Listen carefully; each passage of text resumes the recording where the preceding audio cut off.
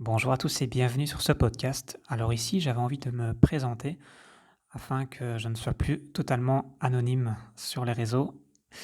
Donc moi, c'est Alain Bereau, j'ai 33 ans à partir de ce mois de septembre 2020. J'ai grandi dans une ferme, dans un petit village, donc pour moi, c'est normal d'être entouré d'animaux, de nature et de silence, de calme.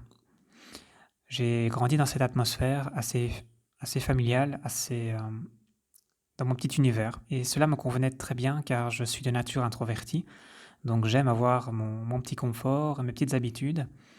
J'ai été habitué comme ça, mais j'ai aussi cette personnalité qui est toujours bien ancrée en moi, même si avec toutes les expériences que j'ai pu vivre, eh bien, j'ai tout de même évolué, j'ai tout de même appris à m'affranchir, à gagner en confiance et à me tourner vers les autres, car je sais que c'est très enrichissant aussi. Alors, au niveau de mes quelques qualités, on me dit souvent que je suis souriant, gentil, aimable, toujours prêt à aider, à rendre service et plutôt organisé. Alors, au niveau de quelques défauts, on peut dire que j'ai du mal à me décider. C'est vrai que j'ai vraiment beaucoup de mal à choisir lorsque plusieurs choix s'offrent à moi. J'ai toujours cette réponse qui sort, peu importe, n'importe, c'est comme tu veux. C'est comme ça, j'ai vraiment du mal à faire un choix précis rapidement.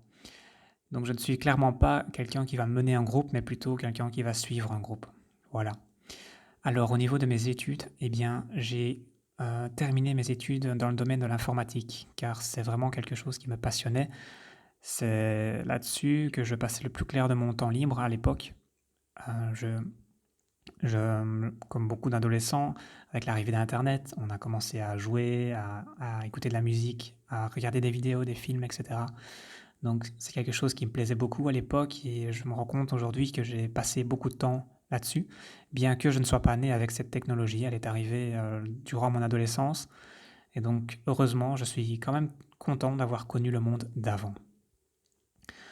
Alors ensuite, au niveau du travail, de l'emploi, j'ai commencé à travailler en 2010 dans un call center, dans la télécommunication, et j'ai enchaîné comme ça 4 postes plus ou moins différents, mais toujours liés, on va dire, au même mode de fonctionnement.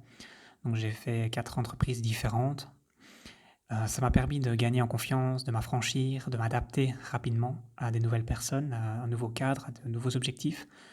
Et ça m'a rendu plus fort. Je me rends compte aujourd'hui que si à l'époque ça ne me semblait pas être un cadeau, eh bien avec le recul, je peux clairement dire que ça m'a apporté beaucoup d'avoir eu tous ces changements.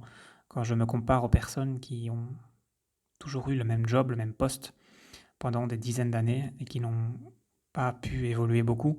Et lorsqu'il y a un petit changement, eh bien c'est un gros bousculement pour ces personnes. Alors que moi, je m'adapte assez vite maintenant grâce à ces expériences. Alors au niveau de mes passions, on peut dire que j'ai repris goût à la lecture car elle m'apporte beaucoup. J'apprends beaucoup de choses à travers ce support. Ça me permet aussi de me déconnecter des écrans. Donc je m'intéresse à beaucoup de sujets ces dernières années, en délaissant un petit peu l'informatique. Je me suis intéressé à l'alimentation, la nutrition, à la santé de manière générale, avec toutes ces thérapies qui sont le plus naturelles possible. Alors tout ce qui est pratique de yoga, de méditation, de respiration, le minimalisme, la relation avec la nature, le développement personnel, les développements spirituels, ça englobe beaucoup, beaucoup de choses. Mais tout ça me passionne énormément. Donc j'ai passé pas mal de temps à toucher un petit peu à tout ça pour finalement me focaliser sur la nutrition, car il a fallu que je fasse un choix. Euh, J'avais envie de partager tout ça, tout ce que j'ai pu apprendre et expérimenter. Et donc c'est pour ça qu'aujourd'hui, eh bien, je peux vous dire que j'ai pris le temps de réfléchir, mais je me suis surtout décidé à me former afin d'avoir un bagage qui me paraît correct et complet. Donc j'ai choisi 2 formations qui sont parfois complémentaires et parfois contradictoires, parce que j'ai envie de garder cet esprit critique, cette façon de croiser les informations et ne pas rester dans une seule croyance. Pour moi, c'est très important. Il y a du bon dans tout, il y a du moins bon dans tout. Et le tout, c'est de croiser les informations et de voir ce qui fonctionne sur qui, à quel moment. Donc je me suis formé sur l'approche de Tati Lowers, donc pour le profilage alimentaire, ce qui permet de poser un cadre par rapport à différents questionnaires qui sont posés. on peut alors définir l'alimentation qui nous convient personnellement. On n'est pas tous égaux à ce niveau-là. Je me suis ensuite formé en nutrithérapie.